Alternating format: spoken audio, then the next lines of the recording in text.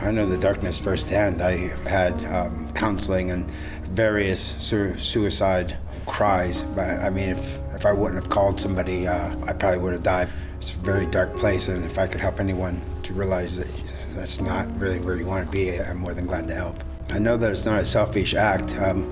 You could be laughing one moment, and as it was for me, and then you're just surrounded by darkness, and you just all of a sudden are so lonely, and that darkness, it does get brighter, then that would be great. I was going into a depression near my late 30s, early 40s, and then 9/11 happened, which sounds cliche. I just thought, wow, if there was ever a day to drink, it's now. I just started drinking, and I had bad people around me. I had bad psychiatrists who just kept stacking drug on drug, and I just kept falling deeper and deeper into a hole. And I had these two friends that would come by once in a while and do their duty and visit. So they took me out for Mexican food, and we're laughing and having fun. When they went to drop me off at home, I suddenly just felt this just overwhelming sadness. I remember walking into the kitchen, and I wasn't drunk. I had like one margarita because they were paying for it. I didn't have any money. And I remember walking into the kitchen and thinking, I'm gonna see how many Xanax I have. And I dumped them out onto the countertop, and I counted each one, and there was like 68, 69.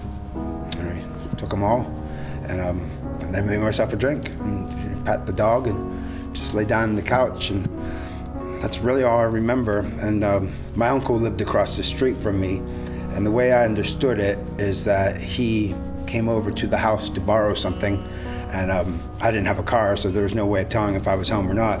So he knocked and rang the doorbell a couple of times, and when I didn't answer, he let himself in, and I guess he found me on the couch, and they rushed me off, and I asked the nurse.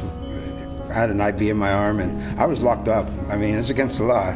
So, and I asked the nurse, I said, how bad was it? And she said I bottomed out, and I still hear that voice. It's not something you want to hear.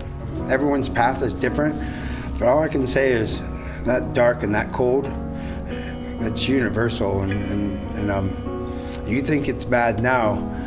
I can't tell you what it's like having killed myself, because I considered that I did, because I didn't do it for a cry. I needed it to end.